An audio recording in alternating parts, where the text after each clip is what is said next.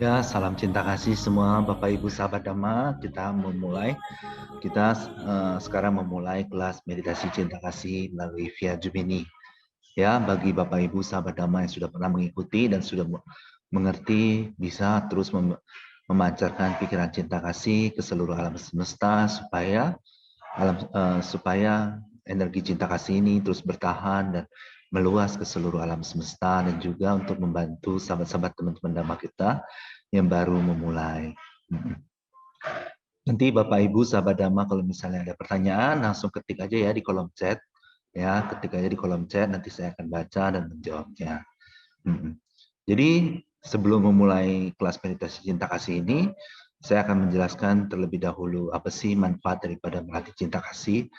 Jadi seseorang yang memiliki cinta kasih universal kepada semua makhluk, mereka itu hidupnya lebih damai, bahagia, dan bukan hanya itu, mereka disayang oleh banyak makhluk, termasuk para manusia atau yang tidak terlihat seperti dewata, Brahma, dan yang lain. Jadi semakin besar seseorang memiliki cinta kasih, semakin mereka disayang oleh para dewata, para makhluk-makhluk yang ada di alam-alam dewa atau alam Brahma. Kenapa? Karena jarang sekali bisa bertemu dengan orang yang punya cinta kasih universal yang murni. Jadi Buddha juga sering mengajarkan Dhamma kepada para murid-muridnya.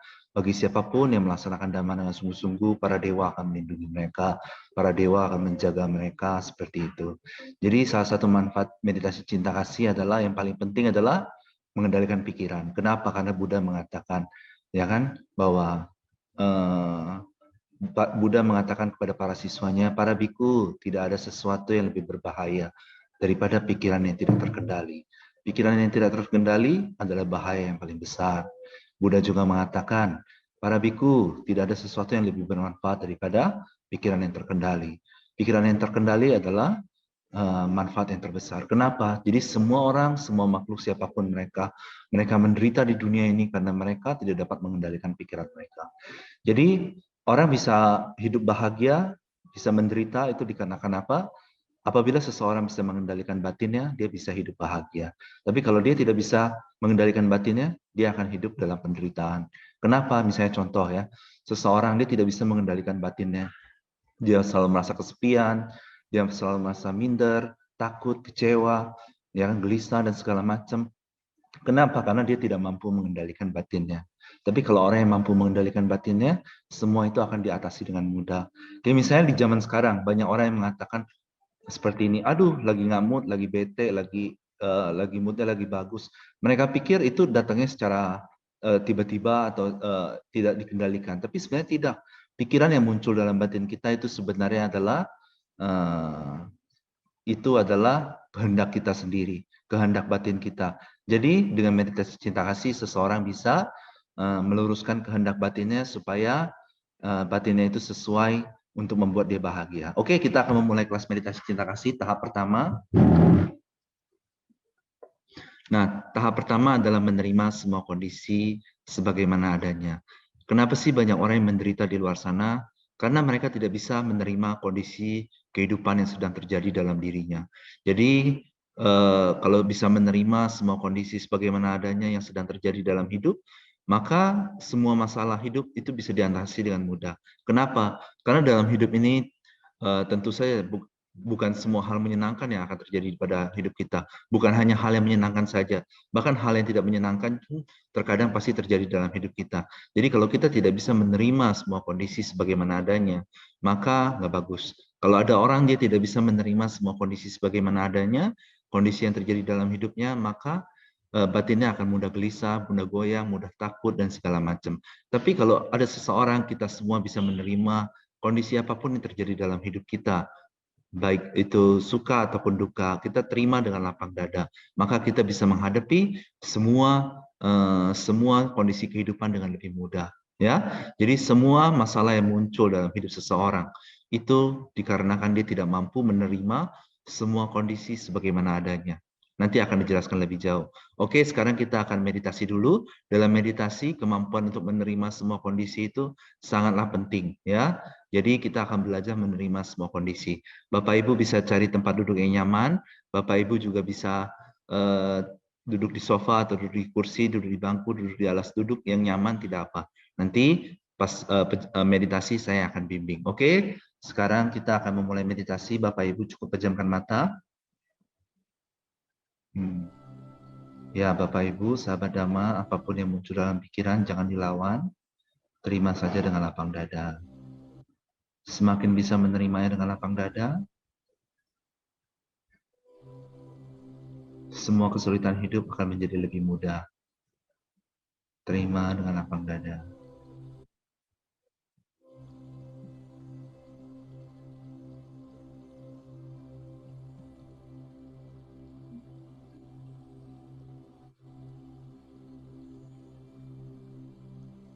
Terus menerima dengan lapang dada. Bapak Ibu tetap meditasi, pejamkan mata. Apapun yang terjadi, terima dengan lapang dada.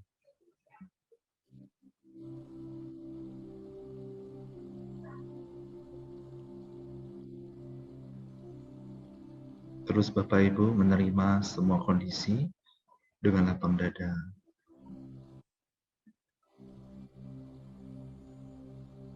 Apapun yang muncul dalam pikiran, kondisi apapun yang sedang terjadi dalam kehidupan, suara apapun yang terdengar, terima semua kondisi dengan lapang dada.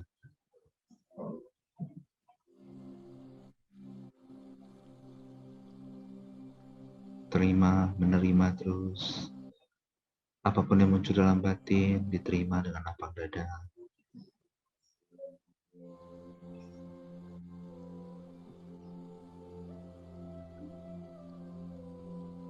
Oke, meditasinya cukup Bapak Ibu.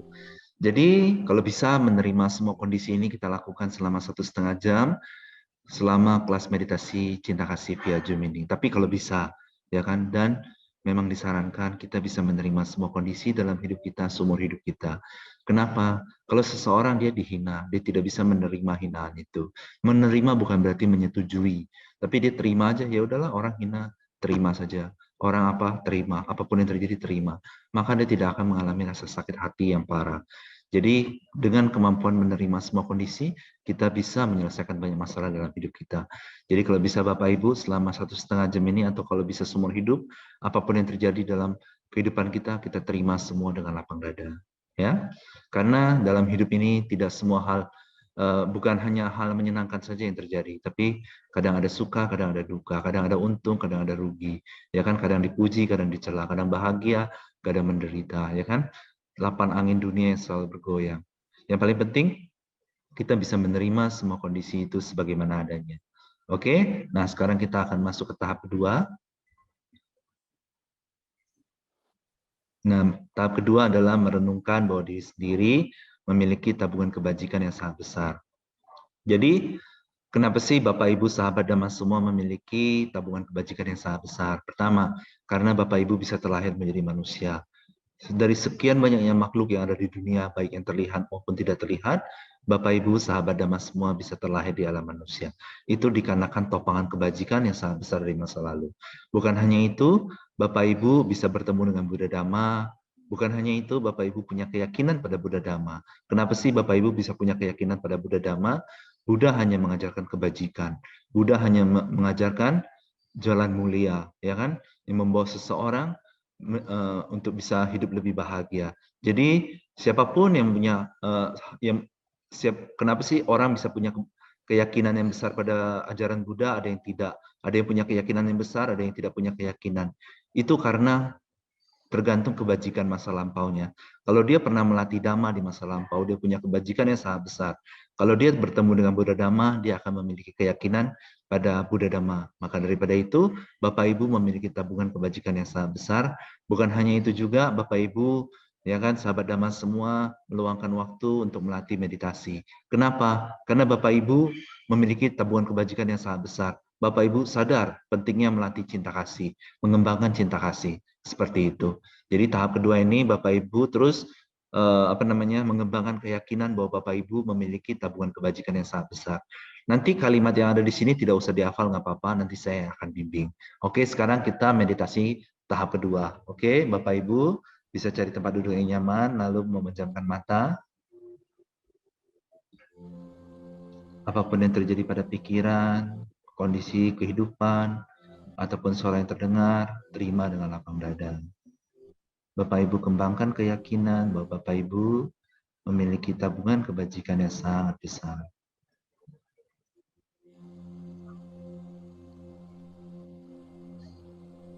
Terus Bapak Ibu, apapun yang terjadi dalam kondisi, terima dengan lapang dada, kembangkan keyakinan bahwa Bapak Ibu, sahabat Dhamma semua, memiliki tabungan kebajikan yang sangat besar.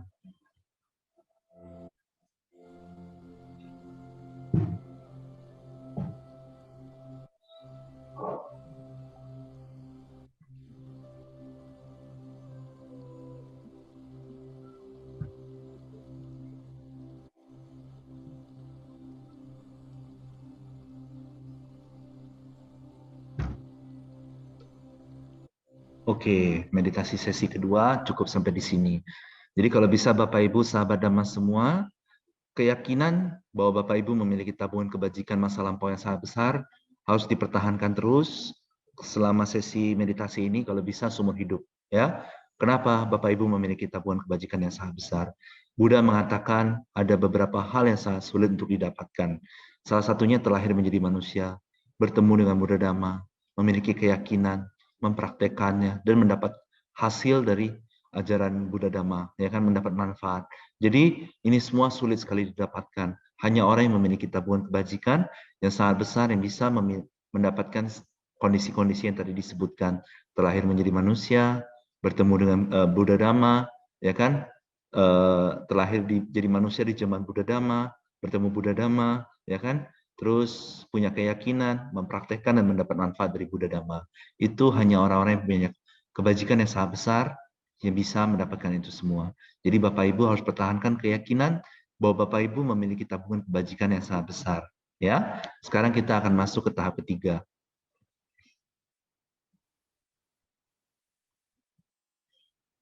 Nah, Bapak Ibu bisa baca di slide handphone atau di slide laptop, dengan semua tabungan kebajikan yang sangat besar ini, semoga saya hidup penuh bahagia. Kenapa sih di dunia ini banyak sekali manusia yang menderita hidupnya, banyak sekali makhluk yang hidupnya menderita, ya? Oke, saya akan jelaskan lebih jauh. Buddha mengatakan bahwa semua makhluk bergantung pada karma mereka. Semua makhluk terlahir dari karma mereka. Semua makhluk, ya, mewarisi karma mereka. Apa yang dimaksud karma? Karma adalah kehendak. Karma itu adalah cetana dalam bahasa Pali, atau dalam bahasa Indonesianya adalah kehendak yang muncul dalam batin. Jadi banyak sekali makhluk yang menderita di luar sana. Itu dikarenakan apa? Dikarenakan mereka hampir tidak pernah, atau mungkin tidak pernah sama sekali berkehendak untuk bisa hidup penuh bahagia. Loh, kok ada makhluk seperti itu yang tidak berkehendak untuk hidup bahagia? Gini, jadi makhluk itu kebanyakan, manusia itu kebanyakan, mereka ingin hidup yang dipenuhi kesenangan, ya kan? Bukan hidup yang penuh bahagia. Kesenangan menjadi lebih kaya, menjadi lebih terkenal, menjadi lebih apapun lah, menjadi lebih cantik, menjadi lebih tampan, menjadi lebih dipuji orang dan segala macam. Mereka berkehendak untuk mendapat banyak kesenangan dalam kehidupan. Mereka hampir tidak pernah atau bahkan tidak pernah sama sekali berkehendak untuk bisa hidup penuh bahagia. Lalu, nah oke, sebagai contohnya saya akan jelaskan seperti ini. Misalnya Bapak Ibu, hari ini sudah kemana aja? Mungkin dari rumah, mungkin pergi ke satu tempat, ya kan? Bapak Ibu, sahabat Dhamma hari ini melakukan apa? Kegiatan apa yang Bapak Ibu lakukan? Bapak Ibu juga mengikuti kelas meditasi cinta kasih melalui via Zoom itu. Semua ini dilakukan dikarenakan kehendak untuk melakukan hal tersebut. Kehendak yang muncul dalam batin Bapak Ibu untuk melakukan hal tersebut. Misalnya ada seseorang, dia pengen pergi ke Bali atau ke Sumatera. Ya kan, itu dikarenakan apa? Dikarenakan dia punya kehendak untuk pergi ke tempat tersebut. Dikarenakan kehendak itu, maka suatu hari dia akan pergi. Tapi kalau dia tidak pernah memiliki kehendak untuk pergi, misalnya ke suatu tempat, misalnya ke Bali, atau misalnya ke Kalimantan, ke Jawa, Sumatera, atau kemanapun, dia tidak punya kehendak itu, tidak pernah terpikir sama sekali. Maka dia tidak akan pernah pergi ke sana. Ya kan? Nah, tapi kalau kehendak untuk bisa hidup penuh bahagia, maka orang akan cari jalan. Sama seperti misalnya, ya kan, Bapak Ibu mau ikut kelas Zoom ini, nanti masuk grup WhatsApp, habis itu dikasih link. Akhirnya Bapak Ibu cari cara bagaimana mengikuti kelas meditasi cinta kasih. Atau apapun yang kita akan lakukan dalam besok atau lusa atau minggu depan. Begitu kita berkehendak untuk pengen suatu hari ke sana atau pengen suatu hari melakukan itu, kita akan cari cara. Batin kita akan cari cara untuk memenuhi kehendak yang telah muncul dalam batin. Jadi ketika seseorang memiliki kehendak untuk bisa hidup penuh bahagia, maka nanti dia akan cari cara, pikirannya itu akan cari cara untuk bagaimana sih bisa hidup penuh bahagia, mungkin mencari dhamma kemana-mana, tapi suatu hari dia pasti bisa hidup bahagia. Kenapa? Karena kehendak itu telah muncul dalam batinnya. Sama juga, kenapa sih banyak orang yang hidupnya menderita, jarang ada yang bahagia? Karena mereka hampir tidak pernah, atau mungkin sedikit sekali berpikir, berkehendak untuk bisa hidup penuh bahagia. Mereka pengennya hidupnya dipenuhi kesenangan, harta benda, kekayaan, pangkat, kekuasaan, kesenangan yang lebih dan lebih dan lebih. Seperti itu. Jadi tahap ketiga ini kita akan bermeditasi, kita merenungkan semoga dengan semua kebajikan yang kita miliki, yang sangat besar ini, kita bisa hidup penuh bahagia. Ya oke, nanti Bapak Ibu tenang aja, ini kalimatnya semua nggak usah dihafal Bapak Ibu, ini hanya pengantar. Nanti saya yang akan arahkan Bapak Ibu untuk bermeditasi. Yuk kita pejamkan mata, cari tempat duduk yang nyaman, pejamkan mata, kita meditasi. Saya akan bimbing ya. Apapun yang terjadi pada pikiran, kondisi kehidupan, terima dengan lapang dada. Suara apapun yang terdengar, apapun yang terjadi dalam kehidupan kita saat ini, terima dengan lapang dada. Bapak Ibu berkehendak dengan sungguh-sungguh, semoga dengan semua tabungan kebajikan yang sangat besar, bisa hidup penuh bahagia. Semakin besar kehendak Bapak Ibu untuk hidup penuh bahagia, semakin bahagia hidup Bapak Ibu ke depannya. Semakin sepenuh hati Bapak Ibu berkehendak untuk hidup penuh bahagia, semakin bahagia hidup Bapak Ibu ke depannya.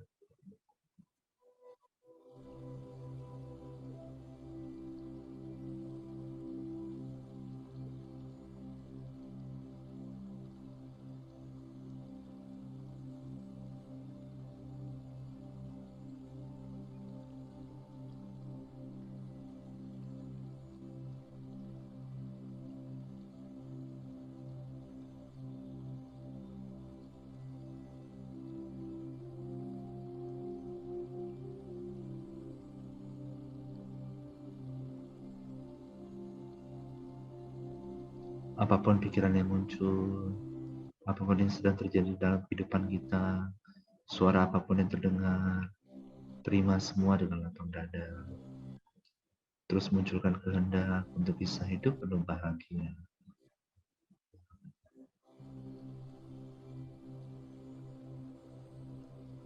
Oke, kita istirahat dulu. Nanti kita akan mengulang sesi ketiga ini. Ya, jadi bagaimana sih cara memastikan kehendak itu sudah muncul dalam batin kita atau belum? Sama seperti kalau misalnya kita lagi haus, pengen ambil air, pengen minum. Nah, kan kehendaknya udah muncul. Jadi ketika Bapak Ibu memikirkan pengen hidup bahagia saja, itu kehendak tersebut sudah muncul. Jadi Bapak Ibu, sahabat Dhamma semua tidak usah bingung, ya gimana? Jadi kehendak munculkan aja, kehendak pengen hidup bahagia. Ya, misalnya contoh, pengen ambil air minum, ya kan tidak perlu ngomong dalam hati, saya mau ambil air minum. Cukup berkehendak, maka nanti kaki akan berjalan, tangan akan mengambil gelas, lalu mengambil air minum, lalu minum. Sama, kita tidak usah menghafalkan kalimat itu dalam pikiran kita. Cukup berkehendak untuk bisa pengen hidup penuh bahagia. Seperti itu aja. Oke, sekarang kita akan mengulang sesi ketiga ini. Bapak Ibu nggak usah ragu, bagaimana sih cara memastikan kehendak itu sudah muncul dalam batin atau belum? Selama Bapak Ibu memikirkannya, itu sudah muncul dalam batin. Seperti itu. Ya, misalnya contoh, besok Bapak Ibu mau pergi kemana? Kan muncul dalam pikiran. Kan nggak usah disebutin, besok mau ke sana. Tapi begitu dia muncul dalam pikiran, Bapak Ibu sudah punya kehendak, besok mau ke sana. Seperti itu. Sama, berkehendak untuk hidup penuh bahagia, cukup berkehendak saja. Oke? Sekarang kita meditasi lagi. Bapak Ibu, sahabat Dhamma bisa pejamkan mata. Apapun yang terjadi pada pikiran, pada kehidupan, suara apapun yang terdengar, terima dengan lapang dada. Terus dimunculkan kehendak untuk bisa hidup penuh bahagia. Semakin sungguh-sungguh kehendak Bapak Ibu untuk bisa hidup penuh bahagia, maka semakin bahagia hidup Bapak Ibu ke depannya.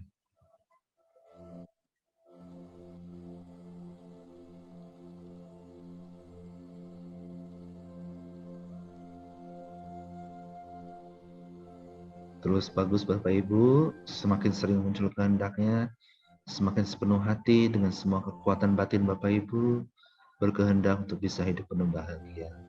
Semakin bahagia hidup Bapak Ibu ke depannya. Semakin bahagia hidup sahabat Dhamma ke depannya.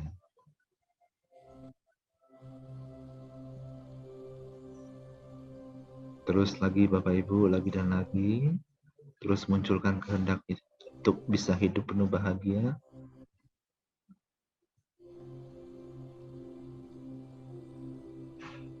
Kehendak agar semua kebajikan yang sangat besar itu, Bapak Ibu, sahabat Dhamma semua bisa hidup penuh bahagia.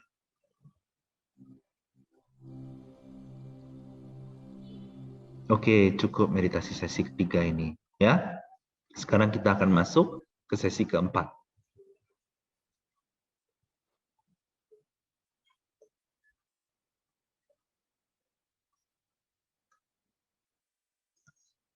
Ya,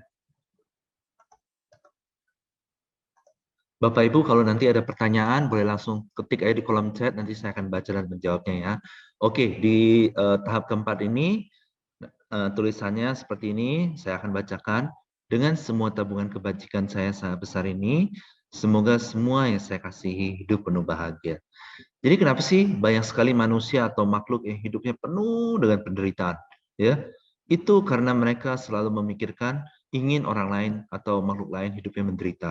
Misalnya celaka dan segala macam, mengharapkan makhluk lain menderita, celaka, rugi dan segala macam. Nah, semakin besar kehendak seseorang untuk menginginkan penderitaan bagi makhluk lain, maka hidupnya akan semakin menderita dan semakin menderita. Tapi Bapak Ibu sahabat Dhamma semua, nanti di tahap keempat ini Bapak Ibu sahabat Dhamma semua mengembangkan kehendak agar dengan semua tabungan kebajikan Bapak Ibu yang sangat besar, semoga semua yang Bapak Ibu kasihi bisa hidup penuh bahagia. Nanti Bapak Ibu nggak usah bingung bagaimana ngebayangin makhluknya, bagaimana ngebayangin dia bahagia.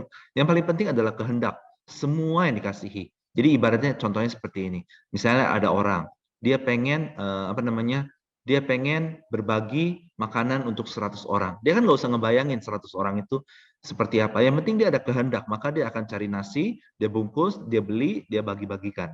Jadi seperti ini juga. Sama, Bapak Ibu cukup berkehendak agar semua yang dikasihi, agar dengan semua tabungan Bapak Ibu yang sangat besar, semua yang dikasihi bisa hidup penuh bahagia. Tapi Bapak Ibu nggak apa-apa, tenang aja. Kalau kalimatnya nggak hafal, nanti saya akan bantu bimbing. Ya, oke. Sekarang kita akan meditasi gini. Semakin besar kehendak seseorang mengharapkan kebahagiaan bagi yang lain, maka semakin besar juga kebahagiaan yang akan dia peroleh di masa yang akan datang. Kenapa? Karena kama, kehendak, ya kan? Jadi misalnya sekali lagi saya akan mengulang yang kalimat yang diucapkan oleh Buddha bahwa semua makhluk adalah pemilik kama mereka. Semua makhluk mewarisi kama mereka. Semua makhluk bergantung pada kama mereka. Semua makhluk berhubungan dengan kama mereka. Apa sih itu kama dalam bahasa Pali? Kama adalah cetana, tapi dalam bahasa Indonesia adalah kehendak yang muncul dalam batin. Seperti yang kita ketahui dalam kehidupan kita, apapun yang kita lakukan dalam hidup kita, itu karena kehendak yang muncul dalam batin kita.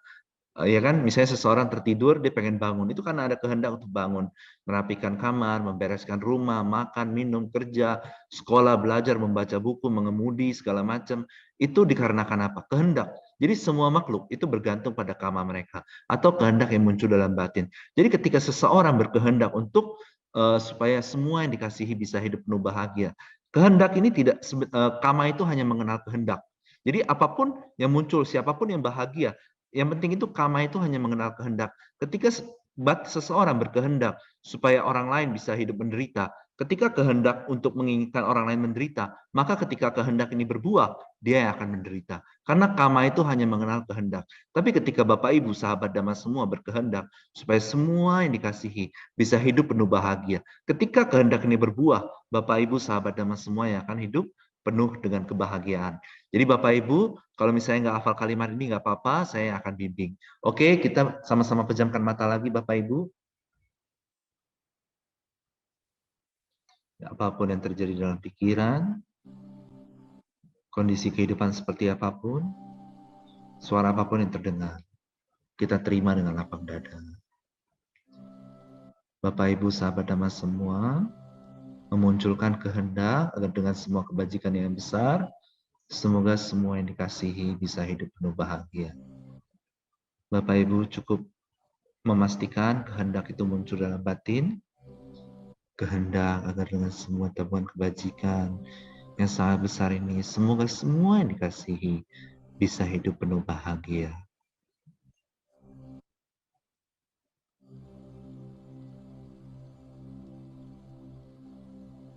Terus Bapak Ibu semakin sungguh-sungguh kehendak Bapak Ibu menginginkan kebahagiaan bagi semua yang dikasihi, semakin besar kebahagiaan Bapak Ibu ke depannya.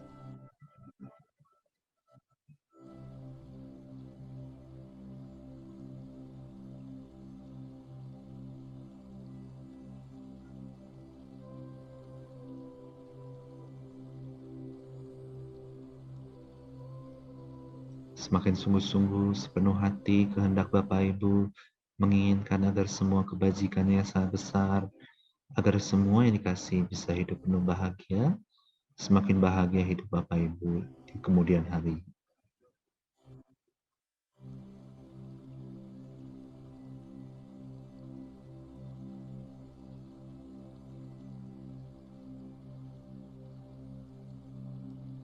Terus Bapak Ibu semakin kuat kehendaknya, semakin sungguh-sungguh, semakin bahagia hidup Bapak Ibu ke depannya.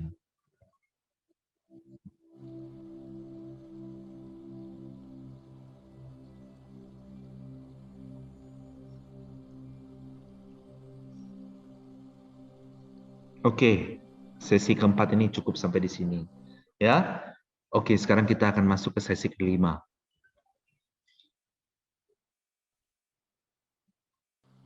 Ya, Bapak Ibu bisa baca di slide. Dengan semua tabungan kebajikan saya yang sangat besar ini, semoga semua makhluk hidup penuh bahagia. Jadi gini, semakin banyak makhluk, ya kan? Kalau misalnya ada seseorang, dia semakin banyak mengharapkan makhluk menderita, misalnya mengadakan perang, segala macam, semakin menderita hidupnya, semakin suram kehidupan dia. Tapi Bapak Ibu, sahabat Dhamma semua, semakin banyak makhluk yang Bapak Ibu kehendaki untuk hidup bahagia, maka semakin bahagia hidup Bapak Ibu ke depannya. Makanya Buddha mengatakan, para biku, saya tidak melihat ada satu kebajikan yang bisa memproduksi akibat baik yang lebih besar daripada cinta kasih. Kenapa? Kalau seseorang memiliki cinta kasih, dia punya kehendak semoga semua makhluk bahagia. Maka ketika kehendak itu berbuah, dia akan bahagia, bahagia, bahagia. Ya, dari semua kebajikan, Buddha mengatakan bahwa yang bisa memberikan memproduksi akibat di masa depan, cinta kasih adalah yang paling tinggi. Kenapa? Mengharapkan kebahagiaan. Jadi dalam kehidupan itu sebenarnya yang paling penting apa sih? Yang paling penting itu bisa hidup bahagia. Kalau seseorang berdana membuat orang lain jadi makmur, ya akibatnya dia akan jadi makmur. Ketika seseorang menghindari membunuh, akibatnya adalah umur panjang karena dia pengen makhluk lain umur panjang. Tapi mana dari semua berkah yang paling penting? Umur panjang, kemakmuran, kecantikan, atau kebahagiaan? Tentu kebahagiaan yang paling penting. Maka daripada itu Buddha mengatakan bahwa dari semua kebajikan yang bisa memproduksi akibat di masa depan, cinta kasih adalah yang paling unggul. Cinta kasih adalah yang terbaik. Jadi ketika Bapak Ibu mengharapkan semua makhluk, nanti Bapak Ibu nggak usah ngebayangin semua makhluk itu seperti apa. Sama aja seperti ini. Semua rakyat Indonesia kan muncul dalam pikiran Bapak Ibu. Oh, rakyat Indonesia seperti ini dalam pikiran. Nah, jadi semua makhluk itu nanti Bapak Ibu, sahabat Dhamma nggak usah bayangin makhluknya seperti apa. Yang paling penting Bapak Ibu punya kehendak agar semua kebajikan Bapak Ibu yang sangat besar itu semoga semua makhluk bisa hidup penuh bahagia. Yang paling penting itu kehendaknya. Gambaran seperti apa yang muncul dalam pikiran itu tidak begitu penting. Yang paling penting adalah kehendak bahwa Bapak Ibu sangat menginginkan dengan semua kebajikan yang besar, semoga semua makhluk hidup penuh bahagia. Ya, Bapak Ibu nanti kalau misalnya ada pertanyaan, misalnya kurang jelas, bisa ketik di kolom chat, bisa chat, nanti saya akan baca, saya akan jawab. Oke, jadi Bapak Ibu sekarang kembangkan kehendak agar dengan semua tabungan kebajikannya, semoga semua makhluk bisa hidup penuh bahagia. Bapak Ibu nggak usah mengulang-ulang kalimatnya di dalam pikiran, itu nggak masalah. Bapak Ibu nggak usah ngebayangin makhluknya, itu nggak masalah. Yang paling penting kehendak itu muncul. Ya, seperti yang Bapak Ibu coba bisa lakukan kehendaknya dimunculkan sekarang. Ya, seperti itu Bapak Ibu. Oke, sekarang kita akan meditasi. Bapak Ibu tenang aja, Bapak Ibu cukup cari tempat duduk yang nyaman, sofa alas duduk. Nanti pejamkan mata, nanti saya akan bimbing. Yuk, kita sama-sama pejamkan mata. Meditasi dimulai, apapun yang terjadi pada pikiran, kondisi apapun yang terjadi pada kehidupan, suara apapun yang terdengar, kita terima dengan lapang dada. Bapak Ibu, sahabat Dhamma semua, kembangkan kehendak dengan sungguh-sungguh. Semoga dengan semua kebajikan Bapak Ibu yang sangat besar, semoga semua makhluk hidup penuh bahagia.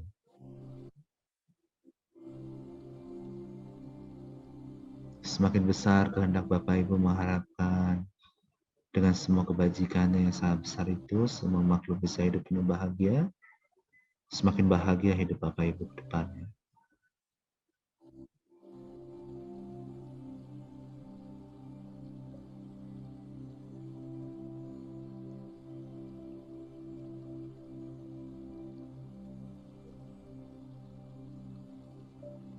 Semakin sungguh-sungguh kehendak Bapak Ibu, sepenuh hati, menginginkan semua kebajikan yang sangat besar demi kebahagiaan Dhamma, kebahagiaan semua makhluk, maka semakin bahagia hidup Bapak Ibu ke depannya.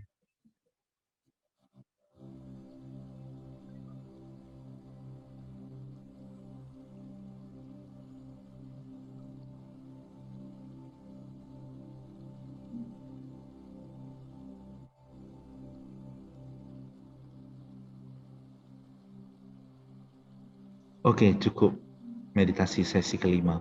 Bagus sekali Bapak Ibu. Jadi ketika kehendak ini berbuah, ya, Bapak Ibu akan hidup penuh bahagia. Jadi gini, ketika seseorang menanam biji apel, lalu ditanam, lalu dipelihara, maka yang akan berbuah adalah buah apel. Jadi buahnya itu sama dengan benihnya. Ketika seseorang menanam buah durian, nanti yang muncul buah durian. Jadi sama, ketika Bapak Ibu menanam kehendak, bibit, menginginkan kebahagiaan bagi semua makhluk, ketika bibit ini berbuah, maka akan berbuah banyak sekali kebahagiaan.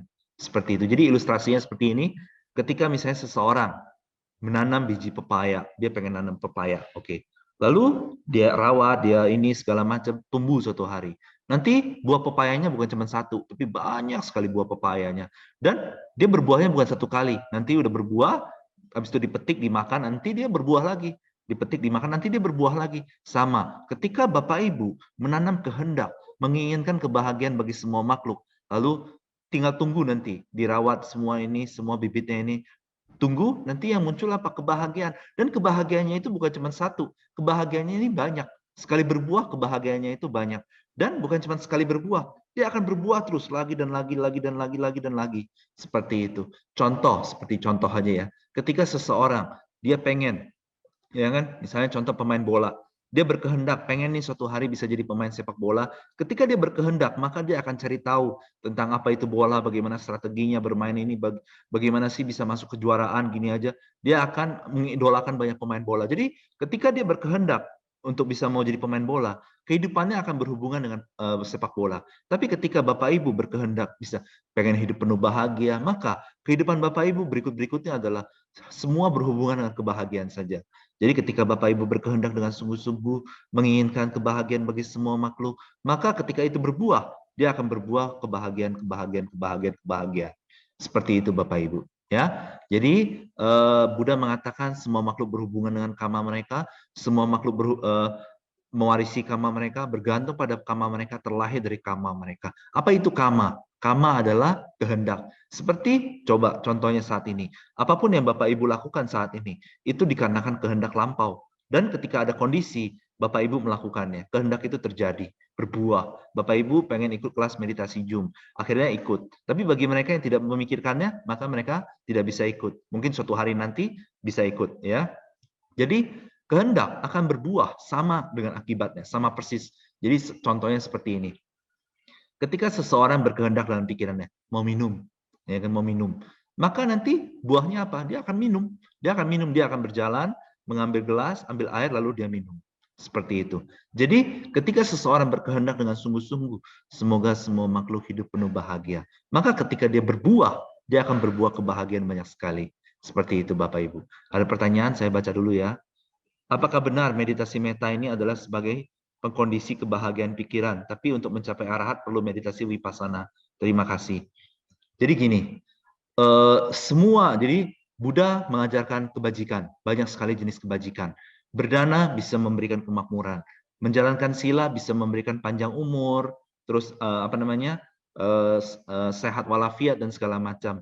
Terus kalau meta itu akibatnya adalah kebahagiaan. Tapi orang yang punya cinta kasih, dia akan melakukan semua kebajikan. Dia pastilah kalau dia punya cinta kasih, dia pasti akan memberi, dia pasti akan jalankan sila. Makanya kalau orang punya cinta kasih, dia akan dapatkan semuanya. Tapi ketika seseorang mau menjadi arahat, dia harus bisa memotong semua kama, baik kama baik ataupun kama buruk. Caranya adalah apa? Melatih meditasi vipassana. Meditasi vipassana adalah melihat 4 kebenaran mulia sebagaimana adanya. Tapi dia tidak bisa memberikan akibat di masa depan.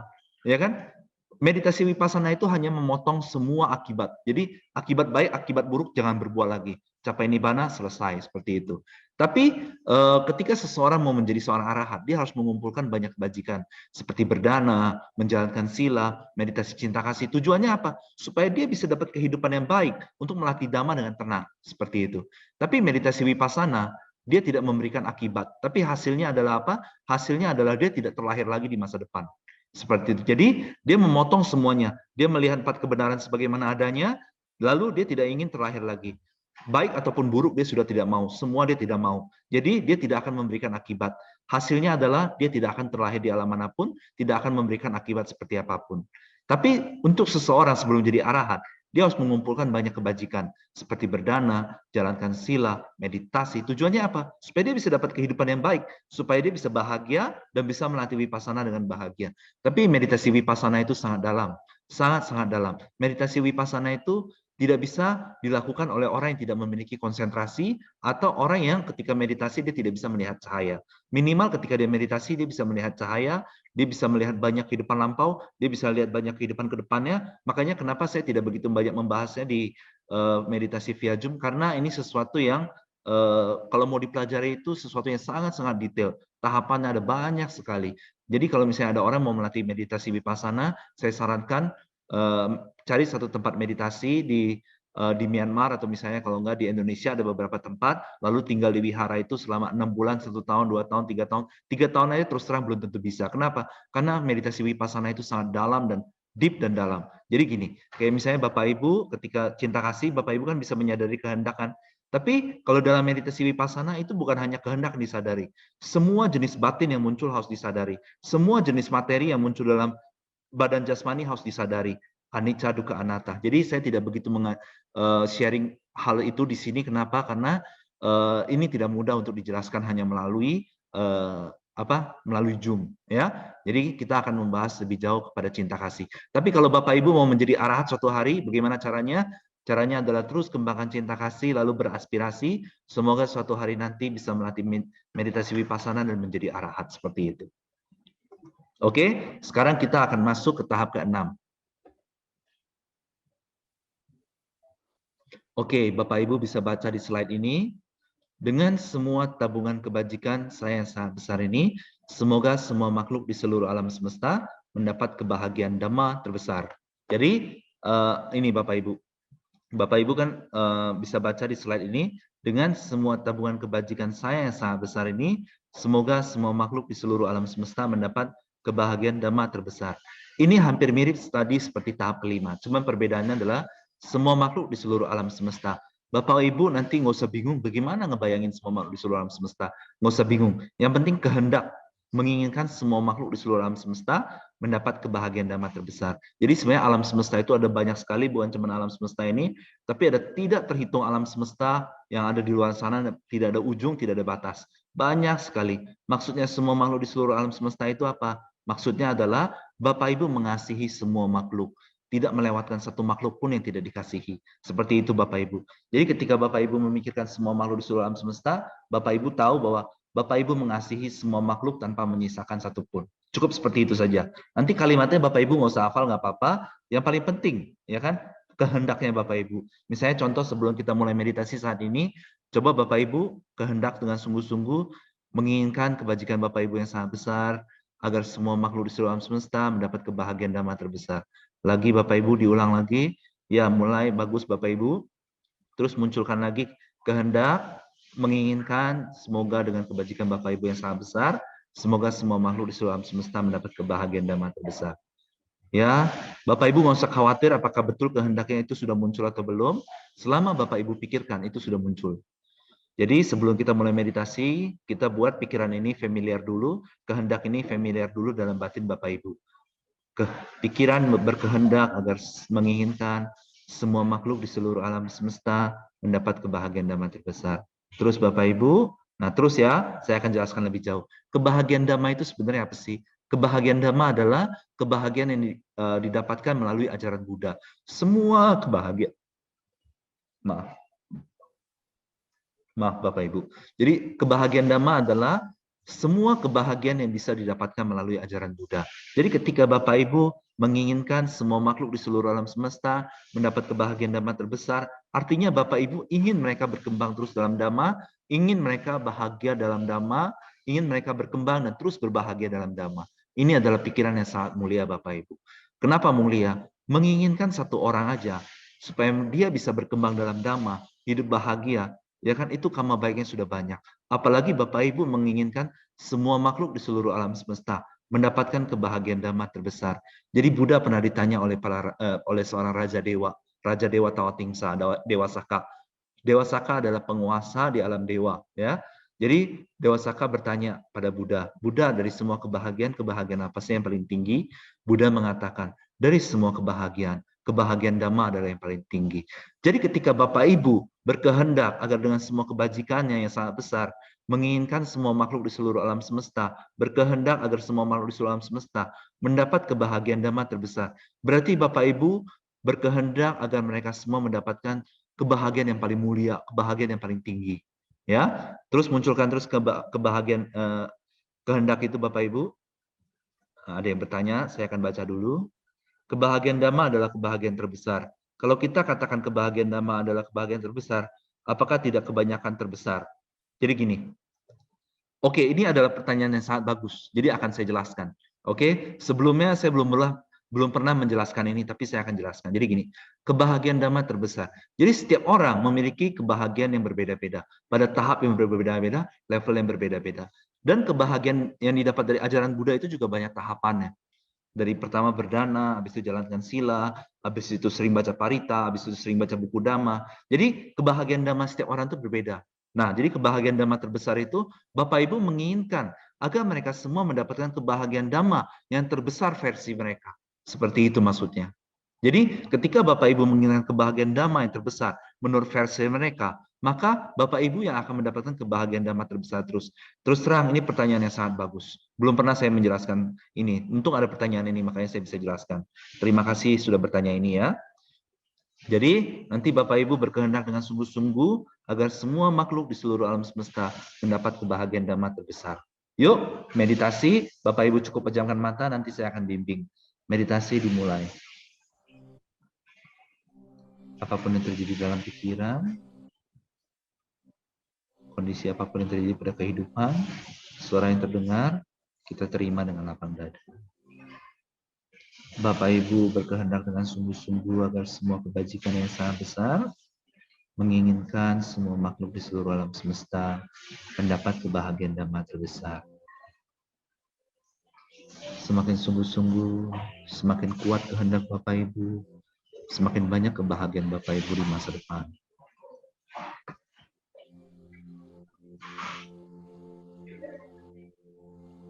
Semakin sepenuh hati, semakin sepenuh kekuatan batin berkehendak agar semua kebajikan yang sangat besar memberikan kebahagiaan Dhamma terbesar bagi semua makhluk di seluruh alam semesta. Semakin banyak kebahagiaan Bapak Ibu di masa depan.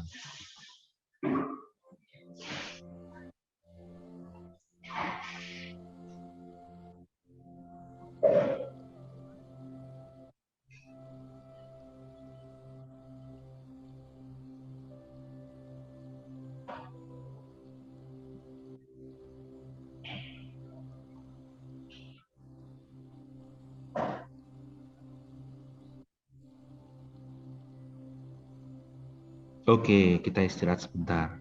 Bapak Ibu, nanti setelah kelas meditasi via Zoom ini berakhir, nanti malam atau besok atau apa, kalau bisa pikiran kehendak ini dimunculkan setiap saat. Ya, kalau gak ada waktu buat meditasi, is okay. Lakukan seperti ini aja. Ketika mendengar saya sharing pun Bapak Ibu bisa munculkan kehendak kan. Jadi gini, ketika makan, ketika minum, ketika melakukan pekerjaan apapun, segala macam aktivitas, kita munculkan terus kehendak ini. Supaya apa? Supaya pikiran kita terkendali. Ya kan? Bangun pagi 15 menit, 20 menit, terus apa namanya? Munculkan terus kehendak ini, kebahagiaan dan mata terbesar semua makhluk, lagi dan lagi. Nanti aktivitas sehari-hari mengendarai mobil, motor, terus nanti kalimatnya nggak usah dihafal Bapak Ibu, nggak usah diucapkan dalam pikiran. Yang paling penting Bapak Ibu munculkan kehendak tersebut seperti saat ini, ya. Coba Bapak Ibu munculkan kehendak itu, ya.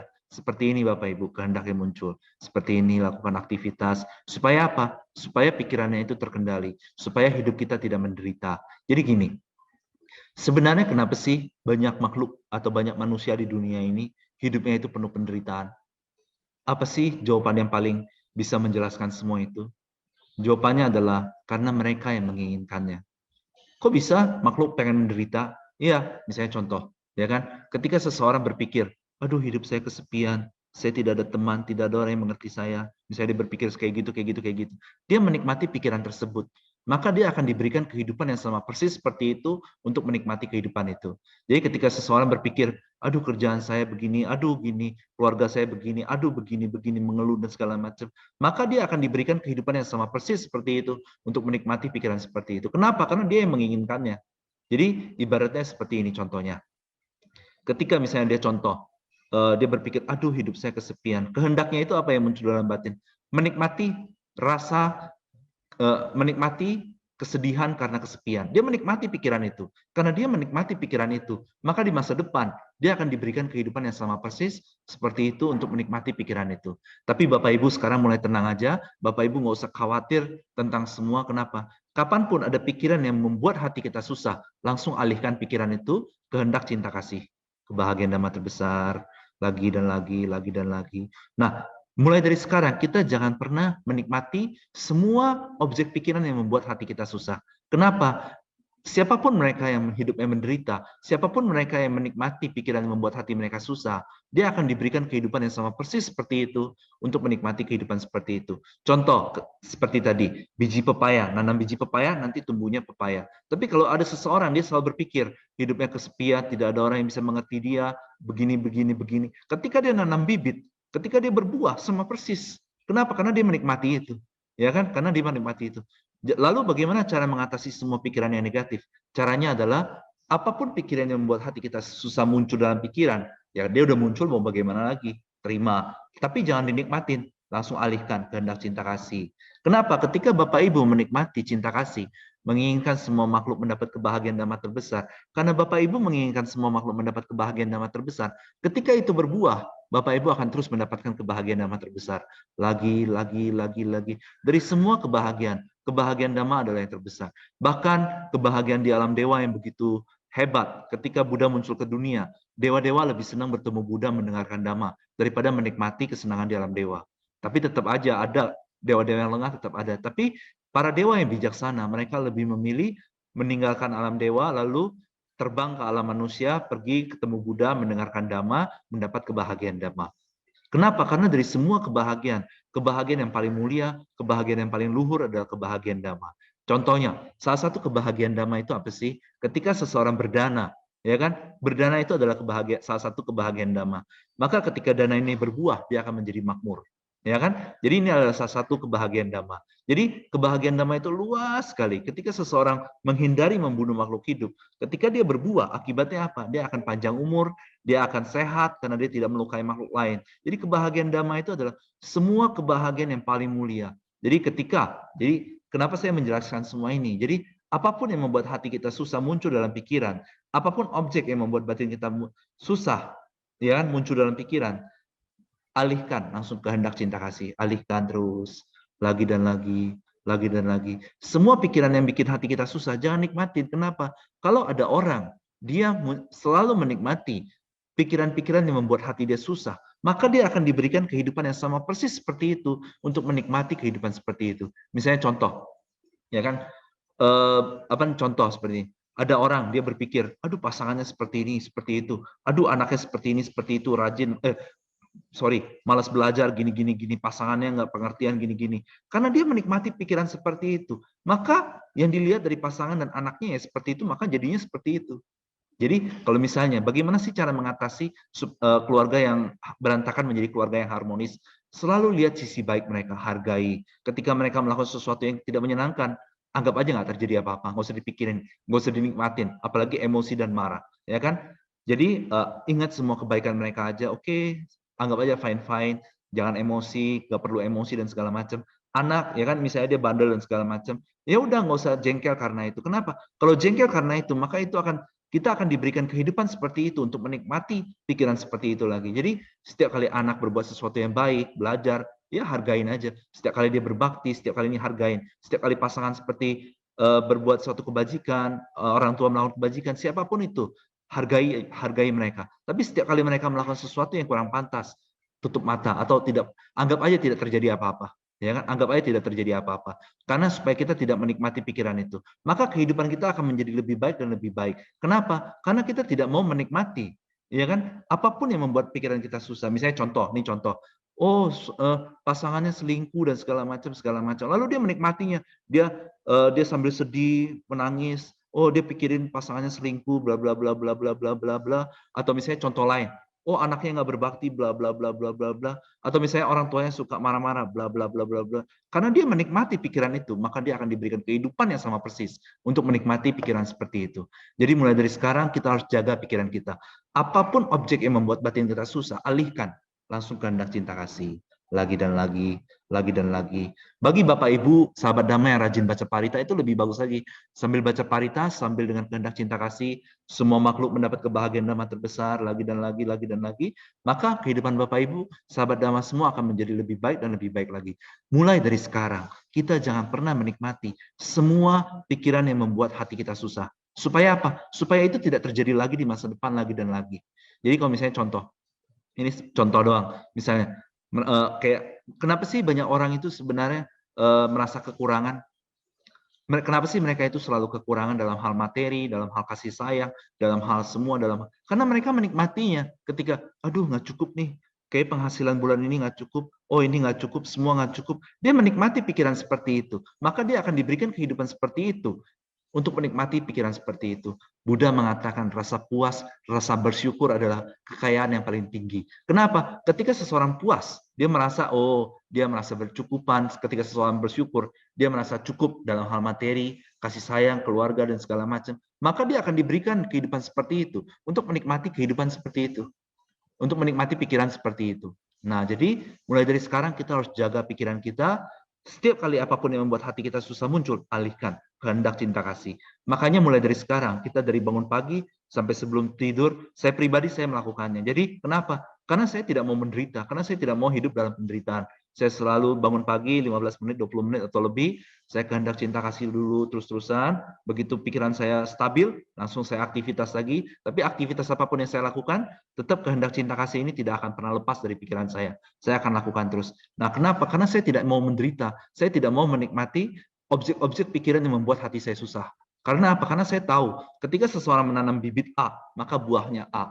Ya, jadi ketika seseorang berasa kesepian, tidak ada teman, tidak ada pengertian, semua orang begini, maka dia akan diberikan kehidupan seperti itu. Mulai dari sekarang juga kalau bisa kita jangan jengkel. Ya oke lah, kalau mungkin dia sesekali muncul, ya, dia udah muncul mau bagaimana lagi. Tapi begitu sadar jangan nikmatin. Misalnya orang yang jengkel itu kehidupannya bakal seperti apa? Ketika seseorang sangat menikmati emosi jengkel, maka dia akan selalu diberikan kehidupan yang tidak menyenangkan. Kenapa? Karena dia suka jengkel. Karena dia suka menikmati emosi jengkel dalam batin dia. Maka dia akan diberikan kehidupan yang selalu kacau balau, berantakan. Supaya apa? Supaya dia bisa menikmati perasaan jengkel tersebut. Tapi Bapak Ibu tenang aja, semua pikiran negatif ini ada solusi untuk menghadapinya. Bagaimana? Kapanpun kita sadar kita sedang menikmati pikiran negatif, emosi, dan segala macam, langsung kehendak cinta kasih. Lagi dan lagi, sampai pikiran kita netral lagi. Oke yuk Bapak Ibu, kita pejamkan mata, kita meditasi lagi ya. Meditasi dimulai. Apapun yang muncul dalam pikiran kita, suara yang terdengar kita terima sebagaimana adanya. Bapak Ibu terus kehendak cinta kasih,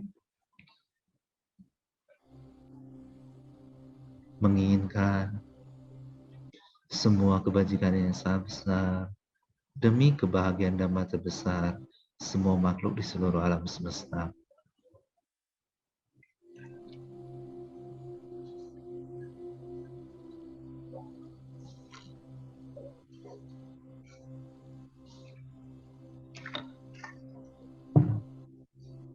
Terus Bapak Ibu, kehendak ini dimunculkan, semakin sungguh-sungguh kehendak Bapak Ibu menginginkan kebahagiaan damai terbesar bagi semua makhluk di seluruh alam semesta.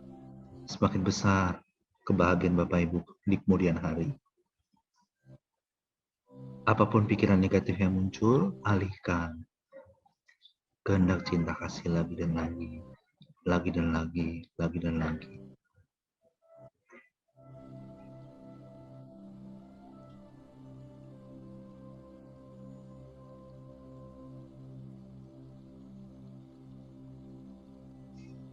Terus Bapak Ibu, semakin sungguh-sungguh kehendak Bapak Ibu menginginkan kebahagiaan damai terbesar bagi semua makhluk di seluruh alam semesta, maka semakin besar kebahagiaan Bapak Ibu di kemudian hari.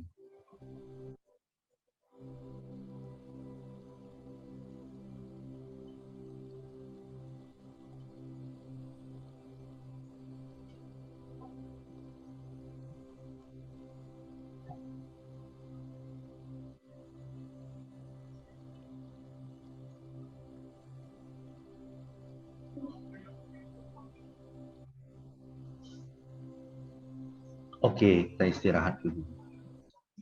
Oke, ada pertanyaan, saya akan baca. Saya pernah dengar makhluk bukan manusia lebih peka terhadap makhluk yang memiliki cinta kasih, bahkan tidak sampai hati melukainya. Apakah manusia juga dapat merasakan cinta kasih kita yang kita tanam dalam batin, tidak pernah diutarakan lewat kata-kata? Jadi gini, dewa peka. Kenapa dewa peka? Karena dewa itu, terus terang ya, antara manusia sama dewa. Dewa itu pikirannya lebih murni daripada manusia. Tapi memang benar, di alam manusia adalah alam yang paling banyak bisa berbuat kebajikan, itu alam manusia. Dewa bisa berbuat kebajikan, tapi nggak sebanyak manusia. Tapi di alam manusia ini kadang karena terlalu sibuk dan segala macam, kadang mereka bisa peka juga, tapi kadang karena keserakahan, kebencian, kegelapan batin, mereka tidak mau memikirkan hal itu. Tapi dewa menyayangi, dewa bisa, karena dewa berkomunikasi dengan dewa itu komunikasinya bukan seperti manusia, kayak kita ngomong dan bicara dan segala macam. Dewa itu komunikasinya lewat batin. Jadi memang, tapi ada manusia-manusia yang memiliki kemampuan batin yang cukup bagus. Dia juga bisa merasakan apa yang dirasakan orang lain. Kenapa? Karena dia penuh cinta kasih. Tapi kalau manusia-manusia yang penuh keserakahan, kebencian, kegelapan batin, sebenarnya mereka juga bisa merasakannya. Tapi karena keserakahannya terlalu tebal, kebenciannya terlalu tebal, kegelapan batinnya terlalu tebal, jadi dia hampir tidak bisa merasakannya. Karena itu. Tapi kayak makhluk-makhluk lain, siapapun sebenarnya bisa merasakan cinta kasih. Yang tidak bisa merasakan cinta kasih itu adalah hanya makhluk yang memiliki keserakahan yang sangat besar, kebencian yang sangat besar, dan kegelapan batin yang sangat besar. Dia tidak bisa merasakan cinta kasih yang diberikan oleh makhluk lain. Tapi kebanyakan bisa. Contohnya, saya yakin bagi Bapak Ibu yang sudah pernah ikut kelas meditasi ini berkali-kali dan mempraktekannya di rumah, saya yakin sekali orang-orang di sekelilingnya juga pasti bisa merasakan cinta kasih yang Bapak Ibu bisa berikan seperti itu. Jadi memang, tapi is okay lah. Yang paling penting itu apa sih yang paling penting? Yang paling penting kita bisa merasakan cinta kasih kita. Orang lain bagaimanapun kita tidak punya kendali. Orang lain mau seperti apa, kayak gimana, kita tidak punya kendali. Yang kita kendalikan adalah diri kita, kehidupan kita.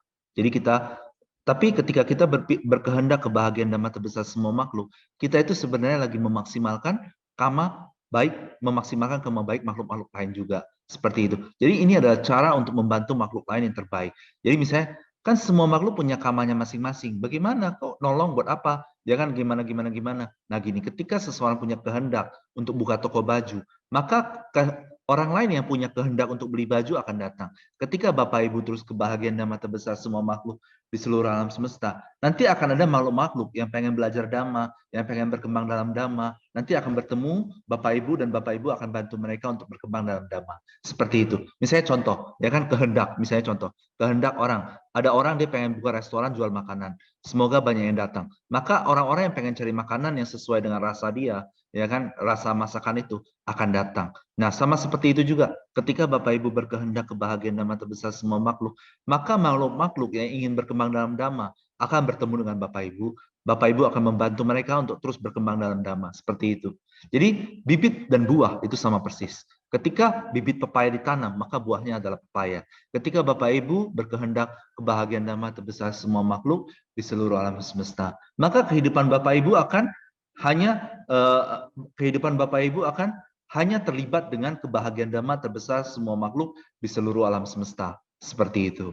Jadi ini sangat penting. Oke, mulai dari sekarang, tapi yang paling penting Bapak Ibu, yang paling penting dari semua ini meditasi ini adalah mengendalikan pikiran. Apapun pikiran yang membuat hati kita susah muncul, kita alihkan kebahagiaan Dhamma terbesar semua makhluk di seluruh alam semesta. Oke, bentar ya. Admin, tolong next dong slide-nya.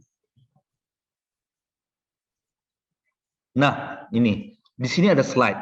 Slide kiri adalah ketika seseorang berkehendak memberi, itu dikarenakan dia merasa lebih. Jadi gini, kenapa sih orang yang suka berdana, dia nanti akibatnya itu makmur? Karena gini, ketika seseorang memberi, itu dikarenakan dia merasa berlebih dalam dirinya. Dia merasa berlebih. Sekalipun memang, misalnya contoh, sekalipun contoh, dalam kenyataannya mungkin dia pas-pasan. Tapi pada saat dia memberi, itu karena dia merasa berlebih. Karena dia merasa berlebih, dia akan diberikan kehidupan yang makmur untuk merasakan perasaan yang berlebih tersebut. Next lagi, admin. Nah, amarah karena menikmati perasaan kebencian. Orang yang menikmati amarah, perasaan kebencian, dia akan selalu mendapatkan kehidupan dengan suasana yang tidak menyenangkan, supaya dia bisa merasakan perasaan benci atau tidak bahagia tersebut. Kenapa? Karena dia selalu marah, dia menikmati perasaan jengkel, amarah, kebencian. Maka daripada itu dia akan diberikan kehidupan yang sama persis seperti itu, untuk menikmati perasaan jengkel, amarah, dan emosi seperti itu. Next lagi, admin. Nah, kehendak menyayangi makhluk dan tidak ingin membunuh makhluk supaya umurnya panjang. Ketika seseorang tidak ingin membunuh makhluk lain, ya kan? Kenapa? Karena dia berkehendak semoga makhluk itu umurnya panjang, dia tidak ingin mempersingkat makhluk itu. Maka dia akan diberikan kehidupan yang umurnya panjang untuk menikmati pikiran umurnya panjang. Seperti itu. Next lagi, admin. Nah, kehendak menginginkan kebahagiaan Dhamma terbesar semua makhluk. Akibatnya dia selalu mendapatkan kebahagiaan Dhamma yang terbesar dan terus membantu yang lain berkembang dalam Dhamma. Kenapa? Karena dia akan diberikan kehidupan yang sama persis seperti pikirannya tersebut. Nah, next lagi, admin. Pada saat seseorang memikirkan hal-hal buruk, menikmati pikiran-pikiran negatif, takut, khawatir, galau, gelisah, dan segala macam. Akibatnya itu apa? Akibatnya hal-hal buruk akan terjadi padanya, supaya dia bisa menikmati pikiran yang sama persis seperti itu, untuk menikmati pikiran seperti itu. Jadi mulai dari sekarang, next lagi admin ada. Nah, pada saat seseorang bersyukur, ya gini, pada saat seseorang bersyukur, ya kan, dia akan diberikan apa? Dia akan diberikan kehidupan dengan perasaan yang bahagia, kehidupan yang baik, supaya dia bisa menikmati perasaan bersyukur tersebut. Nah, next lagi admin. Jadi mulai dari sekarang, kita jangan pernah menikmati semua pikiran yang membuat hati kita susah. Membuat hati kita jengkel, membuat hati kita bad mood, dan segala macam. Lalu gimana caranya kalau dia udah muncul? Ya kalau dia udah muncul mau gimana lagi? Alihkan kehendak cinta kasih. Tapi ini sebagai sharing aja, selain Buddha, Paceka Buddha, dan Arahat, tidak ada satu makhluk pun yang sepenuhnya terbebas dari pikiran negatif. Tidak ada. Hanya para Buddha, Paceka Buddha, dan Arahat yang sudah terbebas sepenuhnya dari pikiran negatif. Tapi kan ini tidak bisa dijadikan alasan. Yang penting adalah kita tidak menikmati pikiran-pikiran negatif yang membuat hati kita susah. Kalau dia udah muncul, gimana ya? Udah terimalah, mau gimana lagi. Terus kebahagiaan Dhamma terbesar lagi, alihkan terus lagi dan lagi. Sampai suatu hari nanti, kita menjadi Buddha, Paceka Buddha, atau Arahat.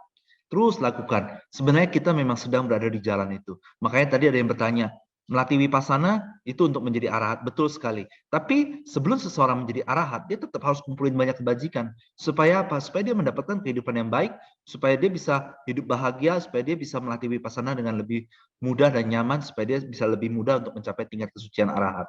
Seperti itu. Ya, jadi mulai dari sekarang, apapun yang membuat hati kita susah, jengkel, sedih, dan segala macam, jangan pernah dinikmati. Tidak pernah ada alasan yang bagus untuk menikmati kesedihan, menangis, ini kecewa, down, galau, segala macam. Tidak pernah ada alasan yang tepat. Dan ini semua tidak pernah dipuji oleh para bijaksana.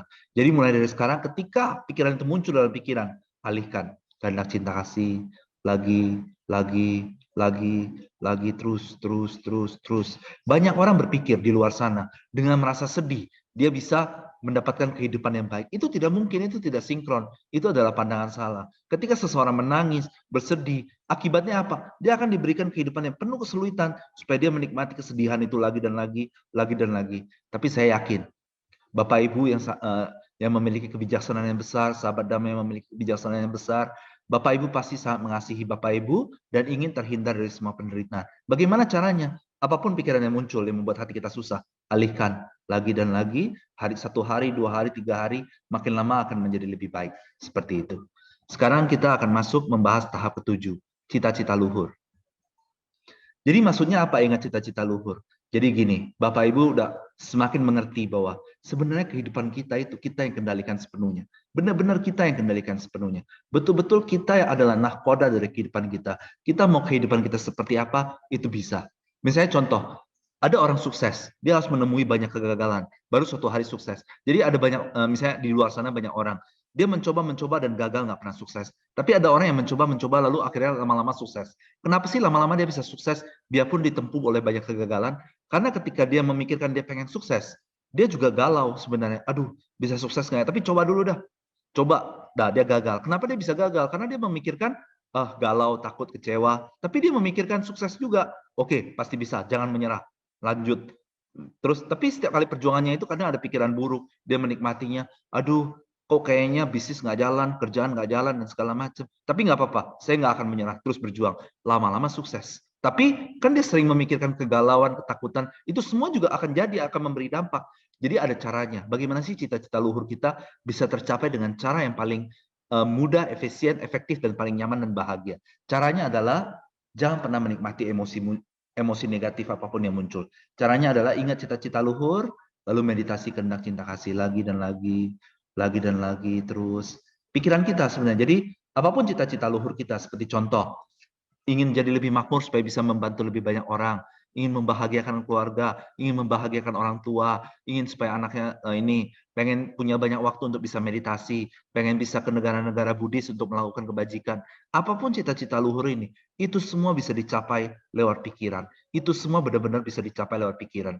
Tapi kebanyakan orang nggak ngerti bagaimana caranya. Jadi gini, banyak orang punya cita-cita luhur, tapi ketika dia memikirkan cita-cita dia juga memikirkan banyak hal buruk. Makanya kadang hidup dia bahagia, kadang hidup dia menderita. Seperti itu. Jadi gimana supaya cita-cita luhur ini bisa tercapai dengan jalan yang paling bahagia, dengan jalan yang paling damai, dan dengan jalan yang paling mudah. Caranya adalah meditasi cinta kasih terus-terusan, terus ingat cita-cita luhurnya. Ketika ingat cita-cita luhurnya, terus meditasi lagi kuat-kuat, kehendak cinta kasih, lagi dan lagi, lagi dan lagi, lagi dan lagi. Apapun yang membuat batin galau, jangan nikmatin. Apapun yang membuat hati sedih, jangan nikmatin. Tapi memang ketika dia muncul, jadi sebenarnya gini, tidak ada satu makhluk pun selain Buddha, Pacika Buddha atau Arahat yang terbebas total dari pikiran negatif sama sekali. Tidak ada. Hanya para Buddha, Pacika Buddha, dan Arahat. Jadi memang Bapak Ibu, kita semua, sahabat Dhamma semua, kita harus bisa menerima kalau terkadang dia muncul dalam pikiran. Yang paling penting ketika kita sadar, jangan pernah dinikmati. Ini itu aja. Yang paling penting ketika kita sadar, kita jangan nikmatin. Kita jangan menikmati hal-hal yang membuat kita sedih dan segala macam. Jadi misalnya contoh, pengen cita-cita luhurnya keluarga harmonis. Ini contoh doang ya. Oke, meditasi terus berpikir keluarga harmonis itu seperti apa. Rasakan kebahagiaan punya keluarga harmonis. Terus cinta kasih lagi. Terus tujuannya cinta kasih ini supaya apa sih? Gini, siapapun orang yang ingat cita-cita mereka, tapi tidak punya cinta kasih dalam batinnya, dia pasti galau, takut, kecewa, down, negatif, dan segala macam. Kenapa? Karena dia tidak punya cinta kasih dalam batinnya. Tapi ketika orang punya cinta kasih, Dia ingat cita-cita luhurnya. Kapanpun pikiran negatif muncul, dia bisa alihkan langsung ke cinta kasih. Maka perjalanan dia untuk mencapai cita-cita luhur dia akan jauh lebih mudah, lebih mulus seperti itu. Oke, sekarang Bapak Ibu kita meditasi lagi ya. Bapak Ibu cukup pejamkan mata, saya akan bimbing. Apapun yang muncul dalam pikiran, suara yang terdengar, terima dengan lapang dada. Kehendak, menginginkan semua kebajikan yang sangat besar ini demi kebahagiaan Dhamma, terbesar semua makhluk di seluruh alam semesta. Lagi dan lagi. Bapak Ibu bisa bayangkan pikiran cita-cita luhur yang indah, kehidupan yang bahagia. Lagi dan lagi sambil cinta kasih. Apapun pikiran negatif yang muncul, jangan pernah dinikmati. Terus kehendak cinta kasih sambil mikirin cita-cita luhurnya.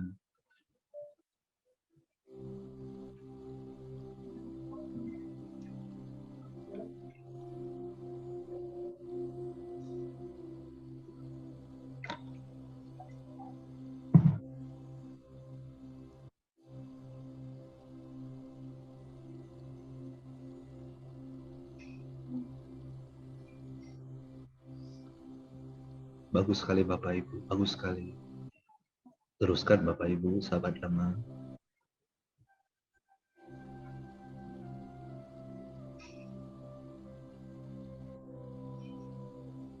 Kehendak dan sungguh-sungguh menginginkan semua kebajikan yang sangat besar demi kebahagiaan yang maha besar semua makhluk di seluruh alam semesta.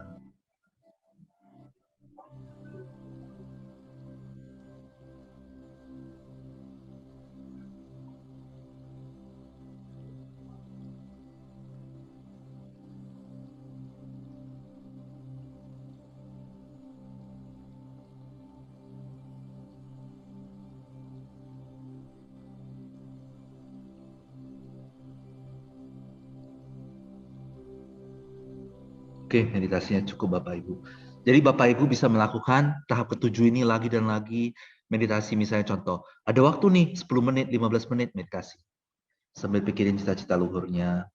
Oh, mau jadi Buddha, Paceka Buddha atau Arahat.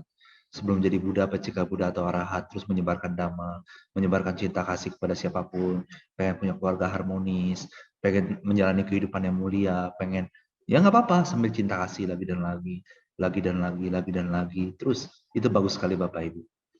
Ya, jadi mulai dari sekarang, apapun yang Bapak Ibu cita-citakan, itu semua bisa tercapai dengan cara yang paling mudah, efisien, dan nyaman. Kalau misalnya kita terus mengembangkan kehendak, cinta kasih, lagi dan lagi, lagi dan lagi, lagi dan lagi. Seperti itu Bapak Ibu. Oke, sekarang kita akan masuk ke tahap ke-8.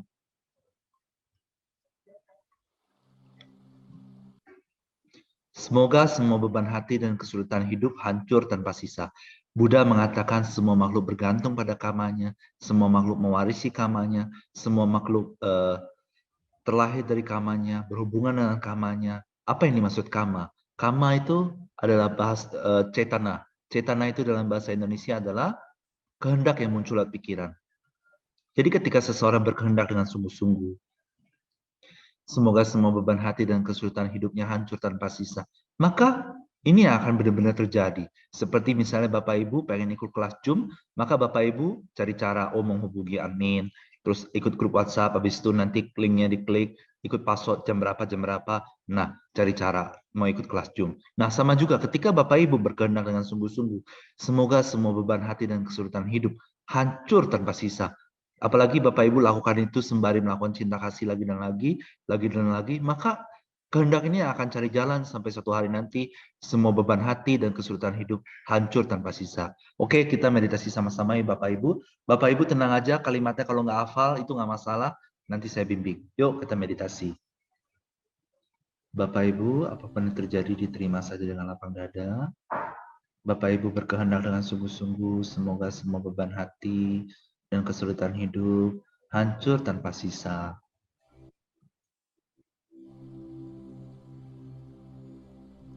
Sambil berkehendak dengan sungguh-sungguh, agar semua kebajikan yang sangat besar, demi kebahagiaan Dhamma terbesar, semua makhluk di seluruh alam semesta. Dua kehendak ini terus-terusan dimunculkan dalam batin, kehendak untuk Semoga semua beban hati hancur, kesulitan hidup hancur, dan kehendak untuk kebahagiaan damai terbesar semua makhluk di seluruh alam semesta.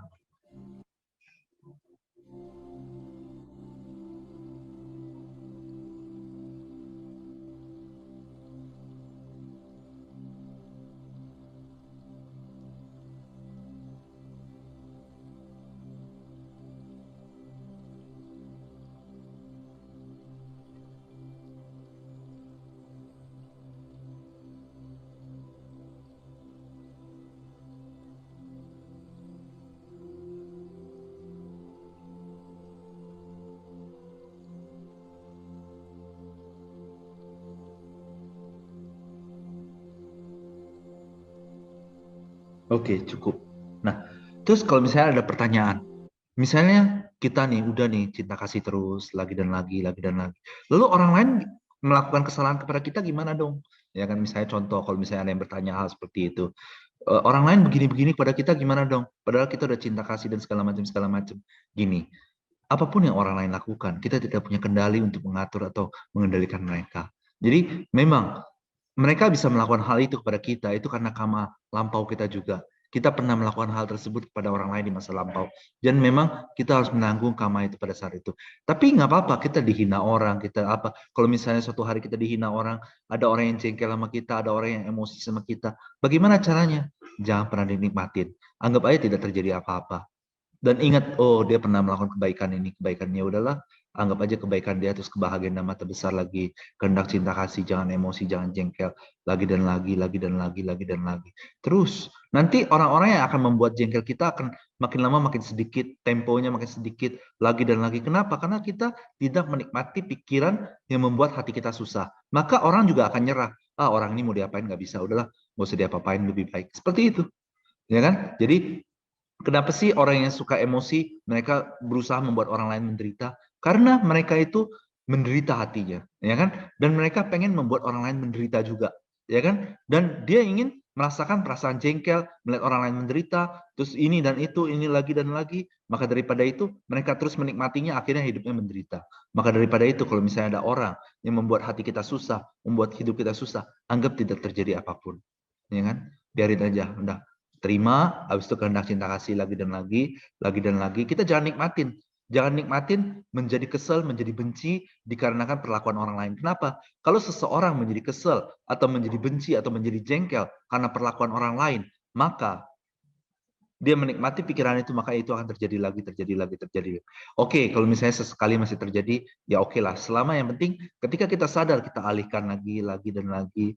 Terus kehendak cinta kasih. Jangan pernah menikmati apapun yang membuat hati kita susah. Lalu kenapa ada orang yang membuat kita susah? Ini ya karma lah. Nggak, memang tidak lari dari karma. Bahkan seorang Buddha sekalipun, pada saat Buddha masih hidup di dunia, Buddha pernah difitnah, pernah dihina orang, pernah apa namanya, kaki jempolnya dilukai dan segala macam, banyak. Beberapa orang punya intention, punya tujuan yang buruk pada Buddha, tapi Buddha tidak pernah membenci mereka. Buddha juga tidak pernah menikmati penderitaan, ya. Buddha tidak mau menikmati penderitaan, ya. Jadi Buddha hadapinya dengan apa? Cinta kasih, lagi dan lagi, lagi dan lagi, lagi dan lagi, ya kan? Jadi ketika kok bisa Buddha terjadi hal-hal seperti itu pada Buddha? Jadi sebelum menjadi Buddha beliau disebut Bodhisatta. Ketika beliau menjadi Bodhisatta karena beliau masih ada kotoran batin, maka terkadang melakukan sesuatu yang kurang tepat. Tapi jarang sekali Bodhisatta melakukan sesuatu kesalahan, itu jarang sekali. Lebih banyak kebajikannya. Tapi memang betul, sebelum seseorang jadi Buddha, Paceka Buddha atau Arahat, tidak ada satu makhluk pun yang terbebas secara total dari pikiran negatif. Tapi is okay. Pikiran negatif ketika dia udah muncul mau apa lagi. Kita jangan pernah menikmatinya. Seperti itu. Ada pertanyaan, saya baca dulu ya. Mengenai kehendak, saya tidak terlalu paham tentang arahat. Hanya tahu itu adalah state dari akhir penderitaan. Jika semua kebajikan dan kehendak saya didorong ke arah pencapaian arahat, apakah kehidupan saya akan terkondisi dengan sendirinya untuk capai arahat? Terima kasih atas penjelasan. Oke, jadi gini. Kalau seseorang betul-betul mau jadi arahat, bisa. Bagaimana caranya? Dia sambil meditasi cinta kasih, kebahagiaan nama terbesar terus-terusan, lalu bercita-cita semoga satu hari nanti bisa mencapai kesucian, mengakhiri penderitaan. Maka nanti semua cinta kasihnya itu akan dikondisikan untuk mengarahkan dia untuk menjadi seorang arahat. Bagaimana caranya? pada saat meditasi, bercita-cita semoga suatu hari nanti bisa terbebas total dari segala penderitaan. Seperti itu.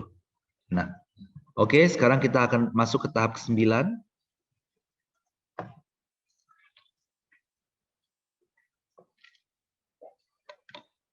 Tahap ke-9. Saya akan bacakan buat Bapak Ibu juga bisa baca di slide. Dengan semua tabungan kebajikan saya yang sangat besar ini, semoga semua makhluk di seluruh alam semesta mendapat kebahagiaan damai terbesar dan semua kebutuhan mereka terpenuhi. Nanti kalau Bapak Ibu bingung, kok banyak banget sih tahapnya? Sebenarnya tahap yang paling penting itu tahap ke-6. Tahap ke-6 itu apa? Dengan semua, ya kehendak cinta kasih itu aja, itu yang paling penting. Tahap-tahap yang lain itu hanya pendukung aja. Pendukung misalnya cita-cita luhur, terbebas dari penderitaan. Kalau yang ini tahap ke-9 adalah semoga semua kebutuhan mereka terpenuhi. Kebutuhan itu bukan hanya makanan, minuman, tempat tinggal, tapi juga sahabat dhamma, keluarga harmonis, panjang umur, kesehatan, perasaan bahagia, damai, seperti itu, dhamma, dan segala macam.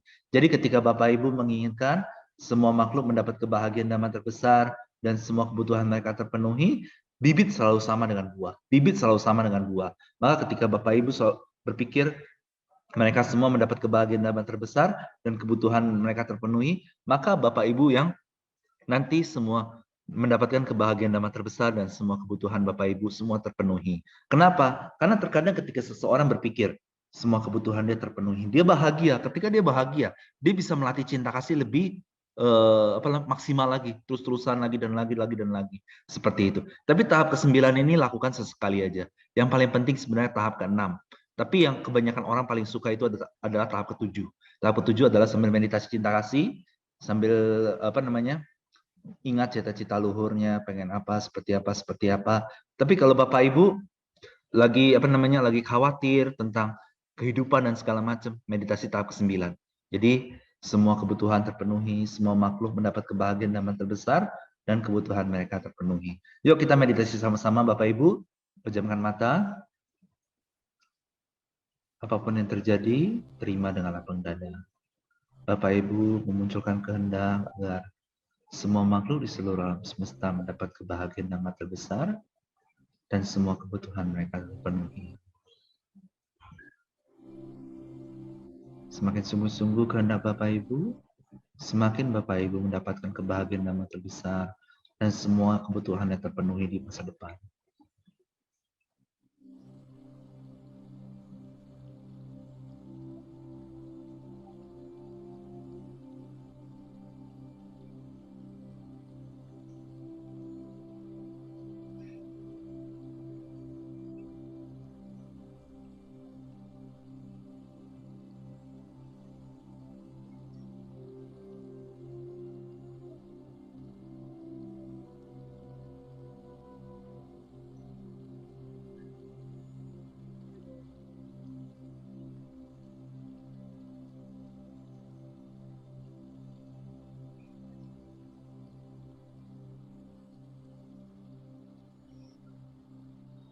Oke, cukup meditasinya Bapak Ibu. Jadi sehari-hari meditasi seperti itu aja. Kalau misalnya Bapak Ibu lagi benar-benar sibuk, oke. Begitu ada waktu luang 1-2 menit, sambil duduk, atau misalnya kalau lagi capek, rebahan di tempat tidur boleh, sambil kehendak cinta kasih, lagi dan lagi, lagi dan lagi. Kalau bisa, bangun pagi 15 menit. Kehendak cinta kasih, lagi dan lagi, lagi dan lagi, lagi dan lagi, baru mulai aktivitas. Sebelum tidur, daripada mikirin yang lain-lain, nggak usah pikirin yang lain semua, nggak usah dipikirin, kehendak cinta kasih, sampai terlelap. Seperti itu. Terus nanti kalau ada waktu luang 1-2 menit, kehendak cinta kasih lagi dan lagi, lagi dan lagi. Tapi pas lagi nggak meditasi tutup mata juga kalau bisa, kehendak cinta kasih ini dimunculkan terus lagi dan lagi, lagi dan lagi, lagi dan lagi. Seperti itu Bapak Ibu. Bapak Ibu kalau ada pertanyaan boleh ketik di kolom chat ya. Nanti saya akan baca dan jawab. Jadi kalau misalnya Bapak Kevin, misalnya kalau misalnya nggak tahu arahan itu apa, nggak usah khawatir. Yang penting Bapak Kevin bisa berpikir seperti ini, semoga suatu hari nanti saya bisa terbebas dari penderitaan secara total. Itu nanti ada di tahap tambahan. Ketika seseorang terbebas dari penderitaan secara total itu bagaimana sih caranya? Dengan menjadi Buddha, Pacika Buddha, atau Arahat. Para Buddha, para Pacika, para Pacika Buddha, dan para Arahat. Mereka semua adalah sudah terbebas total dari penderitaan. Dan ketika mereka mencapai parinibbana, mereka tidak akan pernah menderita sedikit pun, baik penderitaan jasmani ataupun penderitaan mental sama sekali tidak akan. menderita sama sekali. Oke, kita akan masuk ke tahap berikutnya. Nah, tahap berikutnya itu sama seperti tahap ke-9, cuma bedanya Bapak Ibu harus tahu. Dengan kehendak cinta kasih tersebut, tak terhitung makhluk termasuk Bapak Ibu sendiri akan terus berkembang dalam dhamma dan setiap saat mendapatkan kehidupan terbaik. Yuk kita meditasi lagi Bapak Ibu. Saya akan bimbing, Bapak Ibu pejamkan mata aja. Apapun yang terjadi, terima dengan lapang dada. Kehendak menginginkan semua kebajikan yang sangat besar demi kebahagiaan dan mati besar semua makhluk di seluruh alam semesta, dan semoga semua kebutuhan mereka terpenuhi. Bapak Ibu harus tahu dengan kehendak cinta kasih ini, tak terhitung makhluk termasuk Bapak Ibu sendiri berkembang dalam dhamma dan akan selalu mendapatkan kehidupan terbaik.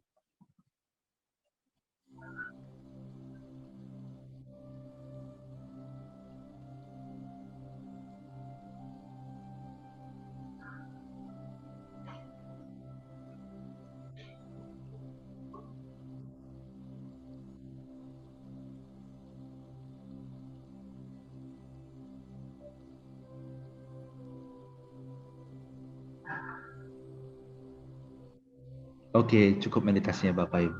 Jadi Bapak Ibu tenang aja kalau misalnya sibuk sekali nggak punya waktu untuk meditasi, selama ada setengah menit, 1 menit, 2 menit, pejamkan mata, kembangkan kehendak cinta kasih lagi dan lagi. Kenapa? Karena kita tidak ingin menikmati semua pikiran yang membuat hati kita susah.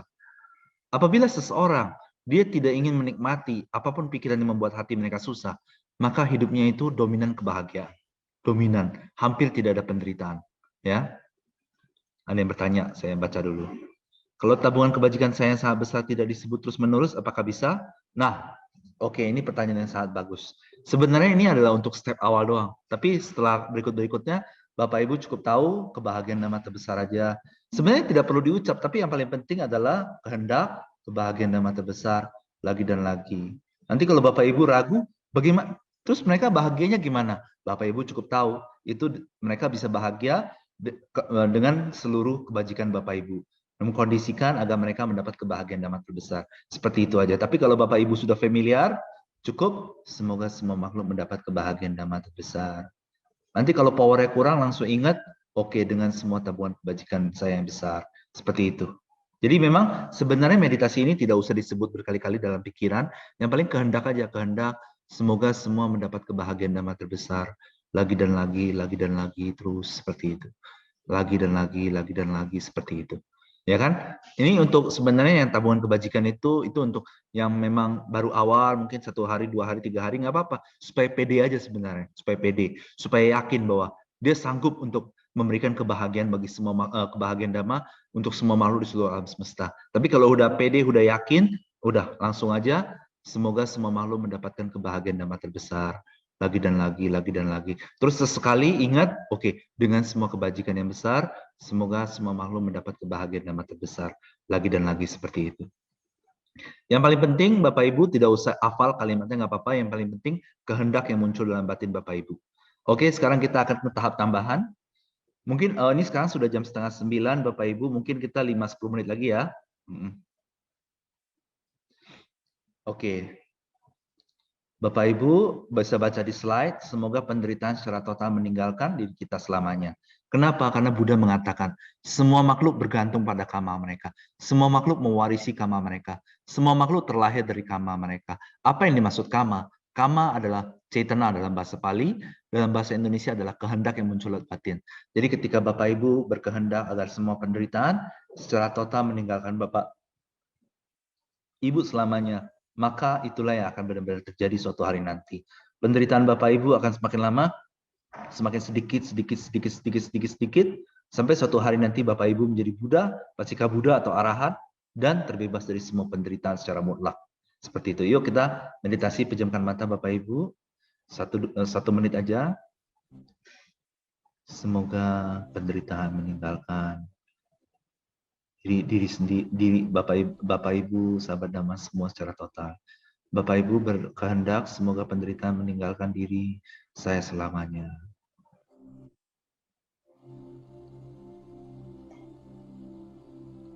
Semakin kuat kehendak Bapak Ibu menginginkan, semoga semua penderitaan meninggalkan diri Bapak Ibu, sahabat Dhamma selamanya.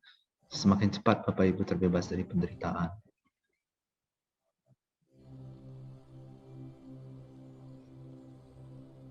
Semakin sungguh-sungguh, semakin sepenuh hati, semakin cepat Bapak Ibu terbebas dari semua penderitaan.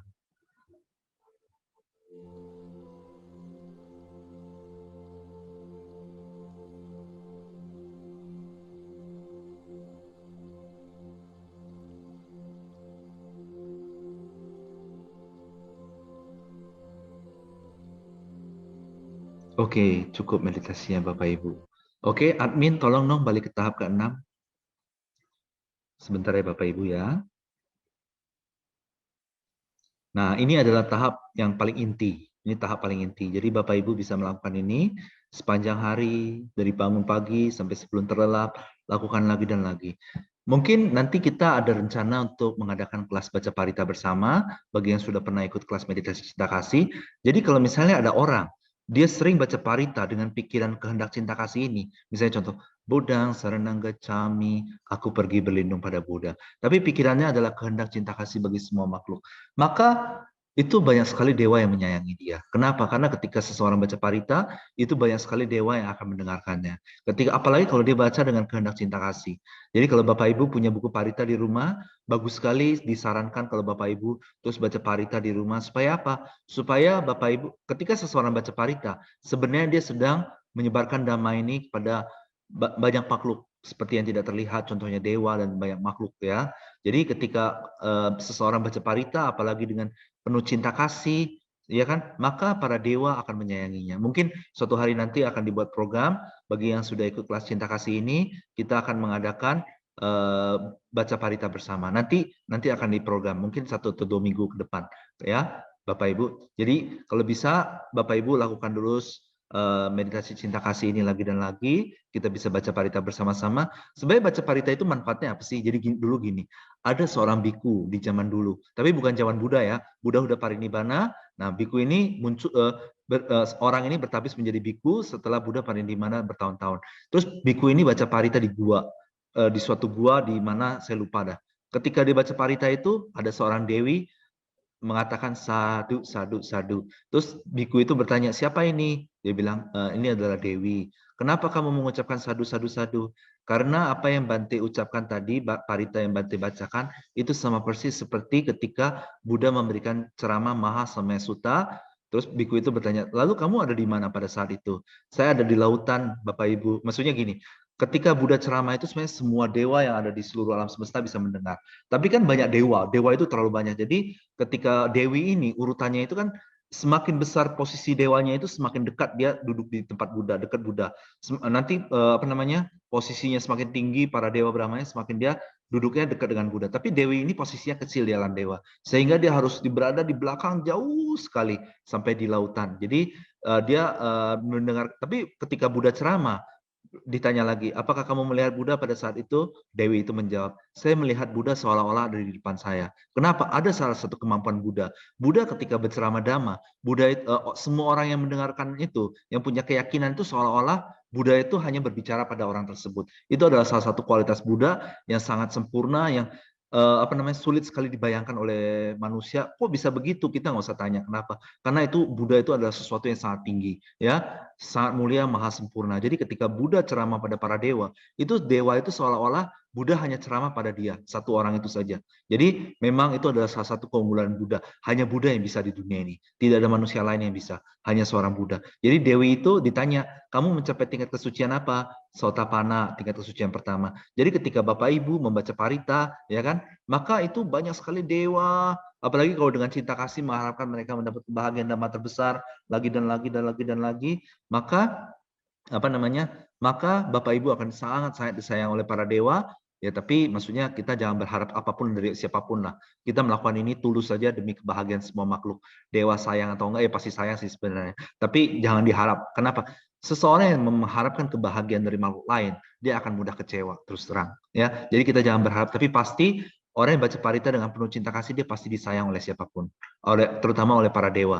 Kenapa? Karena di alam dewa, ketika bagi kita mungkin Buddha itu 2.500 tahun yang lalu, tapi bagi para dewa itu belum 26 hari, belum 27 hari lah, masih ya baru-baru kemarin mungkin bagi mereka, ya kan? Jadi banyak sekali dewa yang hidup di zaman Buddha yang masih hidup saat ini di alam dewa. Ketika kita baca parita, mereka senang sekali mendengar parita dari ajaran Buddha tersebut. Oke, mungkin nanti akan diatur, mungkin setiap hari Rabu atau Kamis kita adakan baca parita bersama, khusus hanya untuk mereka yang telah mengikuti kelas meditasi ini. Kenapa? Kalau orang baca parita, tapi pikirannya tidak terkonsentrasi, itu sebenarnya kurang maksimal hasil. Bagus juga, tetap bagus.